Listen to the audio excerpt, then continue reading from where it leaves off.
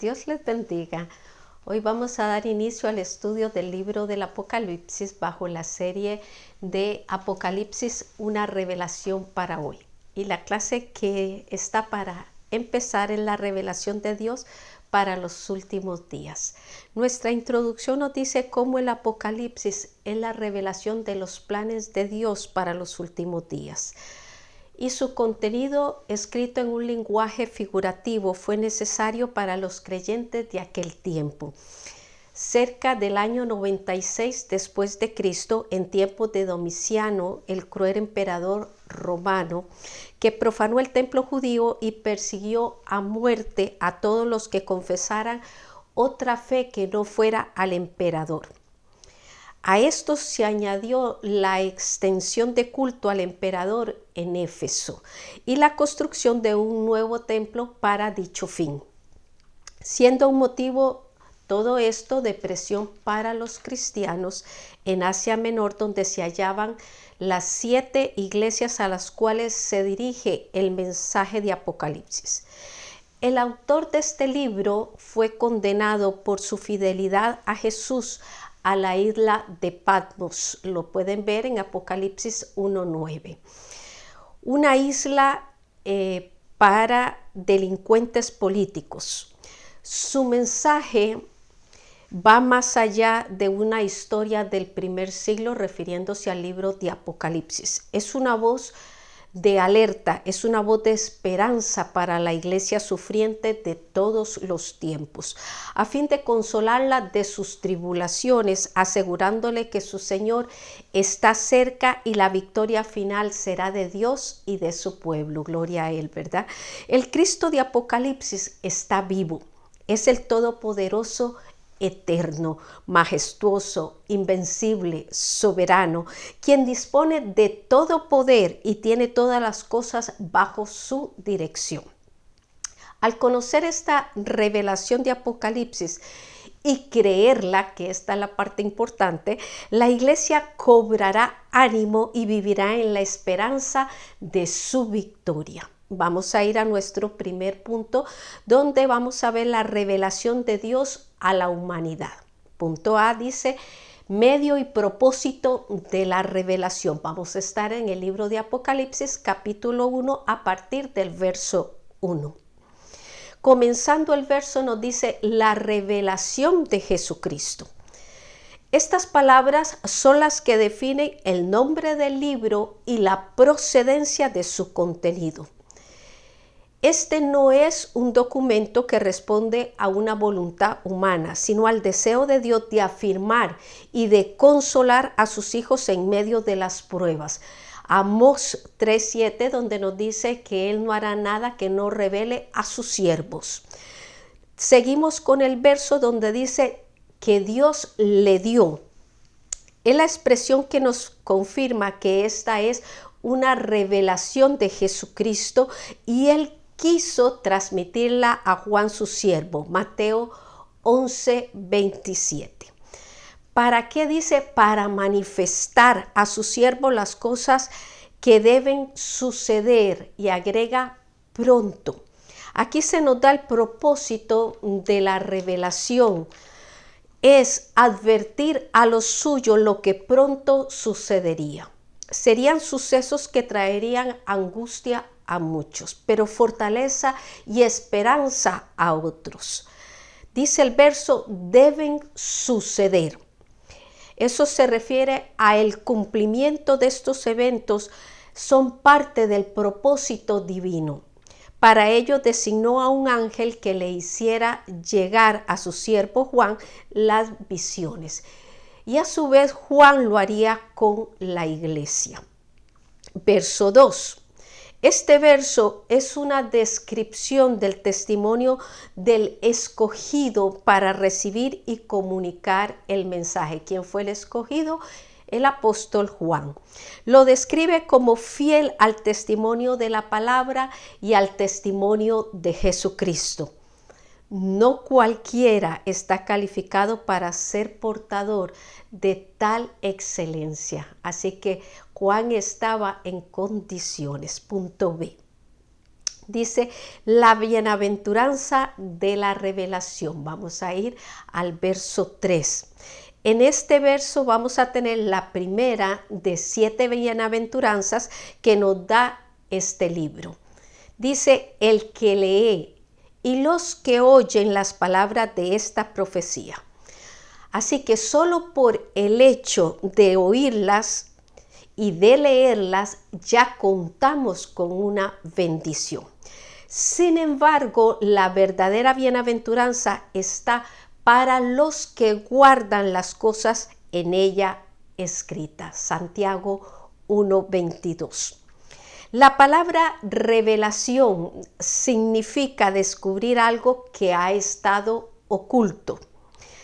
Es quitar el velo de algo que Dios no había querido decir públicamente. En el verso 1 se llaman las cosas que han de suceder pronto, que no es otra cosa que el plan y propósito de Dios para la humanidad en el tiempo del fin, a fin de preparar y de fortalecer al pueblo de Dios. Por eso solo revela lo que sirve para este fin, y es para aquellos que aman al Señor y de una manera sincera. Por eso solo revela lo que sirve, les repito, para aquellos que le aman sinceramente. La revelación del libro de Apocalipsis no es una palabra de hombre, es la palabra de Dios y del testimonio de Jesucristo. Por eso pueden mencionar los beneficios que solo Dios puede dar, pero además amenazar con maldición a los que le quiten o le pongan de más a lo que ha sido revelado. Esto lo pueden leer en Apocalipsis 22, del 18 al 19. La palabra de Dios impone responsabilidad moral, tanto al que lee como al que escucha la palabra. La urgencia de oírla y de obedecer el conocimiento de esta profecía está en que el tiempo es cerca. Hemos llegado al final de nuestro primer punto con nuestra pregunta clave, y ella es: ¿cuáles son las 3 cosas que debemos hacer con la palabra de la profecía para recibir la bienaventuranza según Apocalipsis 1:3? Vamos a nuestro segundo punto, donde vamos a ver los destinatarios de la revelación. Dice: credenciales de Cristo a la iglesia. Vamos a estar en los versos del 4 al 5, comenzando con el 4, donde dice Juan. Así que solo dice Juan. Esto porque Juan pastoreó la iglesia de Éfeso y supervisó todas las iglesias de Asia Menor después de Pablo, Timoteo y otros líderes que estuvieron allí. Así que él era conocido de aquel lugar. Dice: a las 7 iglesias que están en Asia, no refiriéndose al continente asiático, sino a la provincia proconsular romana de Asia Menor, la que hoy es Turquía. Aunque la carta haya sido dirigida a las iglesias en particular, la intención del autor y del Espíritu Santo es hablarle a la totalidad de la iglesia en todos los tiempos. Vamos a ver cómo el número 7 es importante en el libro de Apocalipsis y en el estudio de este libro. De hecho, aparece 54 veces y representa perfección y totalidad.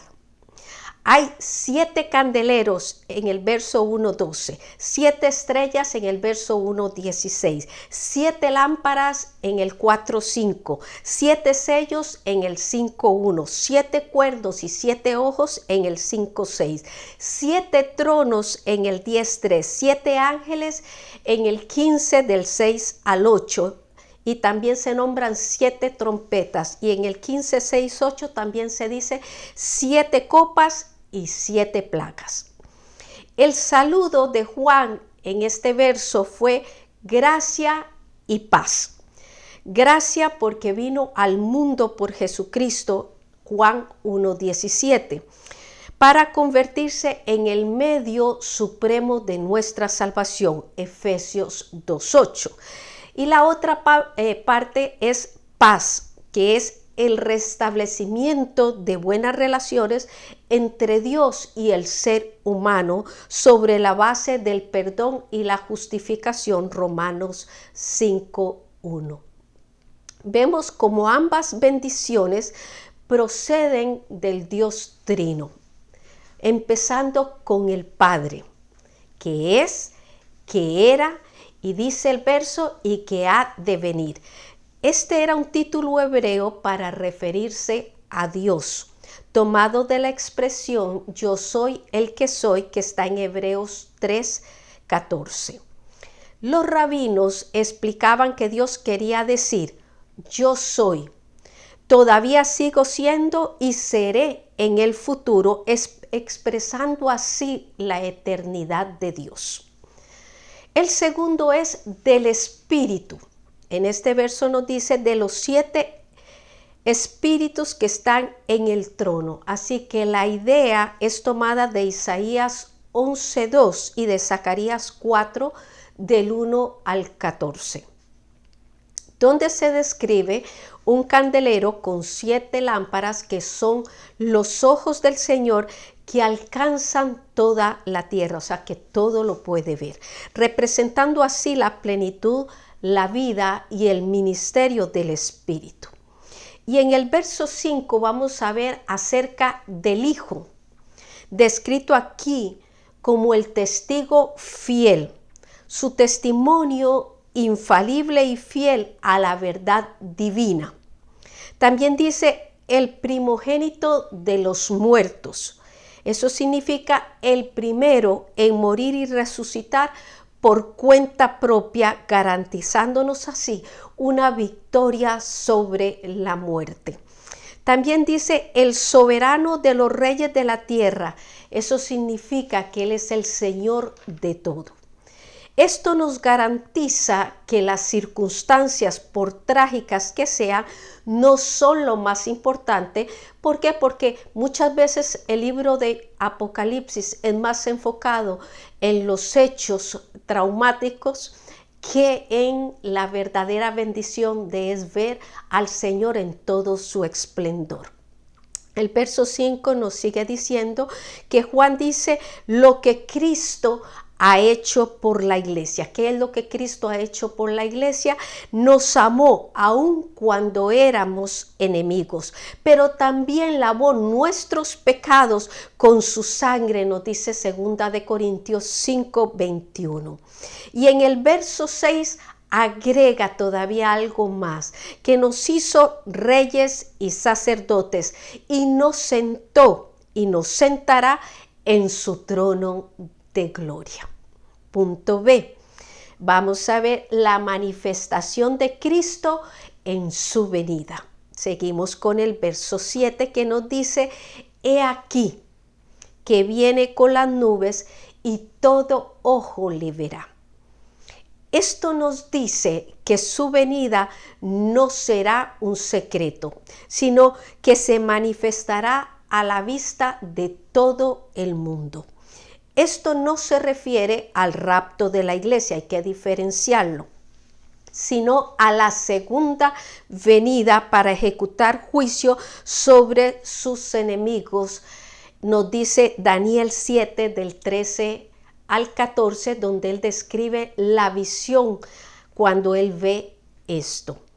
La venida de Jesús comienza con el arrebatamiento de la iglesia. Recuerde que su segunda venida va a ser de varios eventos, así que comienza con el arrebatamiento de la iglesia, que será como ladrón en la noche, nos dice Primera de Tesalonicenses 5:2. Luego de 7 años de tribulación vendrá con su iglesia rodeado de ángeles. Su presencia será tan gloriosa como el relámpago que sale del oriente y se muestra hasta el occidente. Será la venida del Hijo del Hombre, nos dice Mateo 24:27. Los creyentes mirarán a Cristo con amor y con sentido de victoria, pero los incrédulos con miedo y lamentos por no haberlo aceptado. Vamos al verso 8. Con este verso, el Señor confirma el cumplimiento de la promesa hecha a Juan. Yo soy el Alfa y la Omega, principio y fin, dice el Señor, el que es y que era y que ha de venir, el Todopoderoso. Este es el corazón de la profecía. Cristo viene. Hemos llegado al final de nuestro segundo punto con la pregunta clave. ¿Qué significa el saludo, gracia y paz a vosotros? Recuerde que la gente está muy acostumbrado al shalom, paz, que usaban los israelitas, pero ya el creyente en Cristo no solamente dice paz, sino que dice gracia y paz. Así que, ¿por qué? El significado. Punto número 3. Vamos a ver una visión de Cristo glorificado. Dice nuestro punto A, revelación gloriosa de Cristo a un prisionero. Vamos a estar en los versos 9 al 16, empezando con el verso 9, donde Juan relata el momento histórico en que él recibió la revelación. Él se encontraba en la isla de Patmos, una isla rocosa usada como prisión natural para los enemigos del Imperio Romano. A él lo desterraron en este lugar por causa de la palabra de Dios y del testimonio de Jesucristo. Verso 10. Dice que él estaba en el Espíritu, Juan, que es lo mismo que decir en comunión y adoración. También dice que lo estaba en el día del Señor. Esto ocurrió en el día del Señor, refiriéndose al primer día de la semana separado por los creyentes para la adoración y la celebración de la resurrección del Señor. Cuando él oyó una gran voz, dice, como de trompeta. Lo que quiere decir es que la voz era clara y precisa. Verso 11. Escribe, le dice, en un libro lo que ves y envíalo a las 7 iglesias que están en Asia. Las 7 iglesias se identificaron por la ciudad donde estaban localizadas, aunque el mensaje para ellas aplica a la iglesia universal de todas las edades. Ahí está Pérgamo, Tiatira, Filadelfia, Sardis, Esmirna, Éfeso y la Odisea. Así que era su nombre por el lugar donde estaban localizadas. Vamos al verso 12, donde dice Juan que él vio 7 candeleros de oro, estos representando las 7 iglesias. Verso 13. Y en medio de estos 7 candeleros a uno semejante al Hijo del Hombre. El simbolismo describe la naturaleza de la iglesia como una lámpara que proyecta la luz de Cristo. Cristo dice que está en medio de la iglesia. Y fíjense en esto, dice, su presencia es el factor que constituye a una congregación en iglesia. Así que puede haber un grupo de personas juntos y no llamarse en iglesia. Para que se llame en iglesia es porque Él mismo está ahí. Dice, y al mismo tiempo Él es quien la sostiene en su mano. El Hijo del Hombre, título tomado, de Daniel 7:13, es identificando a Jesús. Luego procede a describir su grandiosa apariencia. Dice Juan que su ropa llegaba hasta los pies. Dice, esta era la vestidura que usaba la gente en altas posiciones, como pudiera haber sido el sumo sacerdote. También dice Juan, ceñido por el pecho con un cinto de oro, describiendo así la dignidad y el honor de Cristo como rey y sacerdote. Esta es la gloria de aquel que se ciñó una toalla para servir. Verso 14 dice, su cabeza y sus cabellos como blanca lana, hablando de su sabiduría y de su estabilidad. Sus ojos, dice, como llamas de fuego, dando a entender su omnisciencia y juicio penetrante. Apocalipsis 2, 18 al 23. Verso 15 nos dice que sus pies semejante al bronce bruñido, refulgente como en un horno. El bronce es una aleación de oro y de plata, haciéndolo un metal fino, muy apropiado para describir la gloria y magnificencia de Cristo. Y dice, y su voz como estruendo de muchas aguas, ilustrando así la poderosa autoridad del Señor. Verso 16. Tenía en su diestra 7 estrellas, que son los 7 pastores o ángeles de la iglesia, que nos dice Apocalipsis 1:20. Tener las estrellas en su mano derecha indica que Él tiene el poder y control sobre estos pastores, sobre estos ángeles, y que ellos llevan a cabo su ministerio siempre y cuando Él lo sostenga, o sea, que Él lo respalde. De su boca salía, dice, una espada aguda, que es la espada del Espíritu, la palabra de Dios, Efesios 6, 17. Su rostro era como el sol cuando resplandece con toda su fuerza, haciendo referencia a su majestad gloriosa. Punto B. Dice, una guía para entender la revelación de Cristo. Vamos a estar en los versos del 17 al 19. Verso 17 nos dice, cuando le vi, dice Juan, caí como muerto a sus pies. Cuando él deletreó toda su gloria, toda su magnificencia, todo su esplendor, esto es lo que sucedió. De hecho, es una reacción muy común que vemos en las Escrituras cuando los siervos han visto la manifestación de la gloria divina. Está en Isaías 6:5, está en Daniel 8:17, en Daniel 10 del 9 al 11. Juan dice, al caer como muerto, el Señor lo levanta con su diestra, con su mano derecha, y le dice las palabras, no temas. Y continúa diciendo quién y con qué autoridad él podía decir, no temas.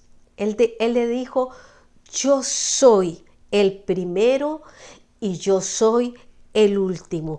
Esto es un título de la autoexistencia de Dios. Nadie lo creó. Verso 18.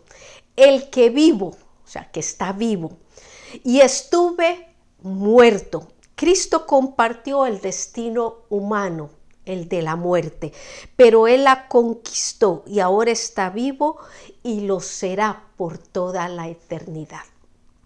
También dice, tengo las llaves de la muerte y del Hades.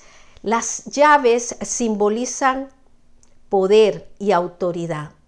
Jesús no solo se levantó de la muerte, sino que la conquistó. Y ahora tiene el poder de llevar con él a todos los que creen en él a vida eterna. Verso 19. Aquí se va a repetir el mandato que está en Apocalipsis 1:1, donde dice: escribe las cosas que has visto, y las que son, y las que han de ser después de estas. La diferencia entre el 1:1 de Apocalipsis y el 1:19 está en que aquí se hacen tres divisiones generales. Una es las cosas que has visto. Puede referirse, dice, a la gloriosa manifestación de Jesús. Jesús ya no es el siervo sufriente, sino que es el Dios cuya gloria ningún ser humano puede ver y soportar.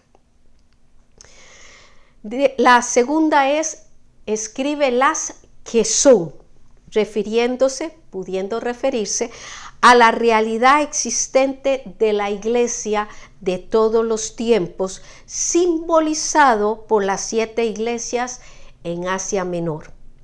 La tercera es las que han de ser después de estas, lo que se revela en los capítulos del 4 al 22, que estudiaremos más adelante. Hemos llegado al final de nuestro tercer punto con la pregunta: ¿cuáles son las 3 partes en que se divide el libro del Apocalipsis según el verso 1, el capítulo 1 y verso 19? Vamos a ir a nuestra reflexión. Juan tuvo el privilegio de volver a ver a su maestro 70 años después. El Señor le da la oportunidad de que él pudiera comprobar por sí mismo que él estaba vivo, que él es todopoderoso, que él es majestuoso, que él es el invencible soberano, que él tiene todo el poder y todas las cosas están bajo su dominio. Esta visión de Cristo glorificado debe de alentarnos, debe de fortalecernos para hacernos vivir en la esperanza de su victoria. Gloria sea al Señor. Hemos terminado nuestra clase. La próxima semana va a ser un diagnóstico de Cristo a la iglesia. Que el Señor continúe bendiciendo sus vidas.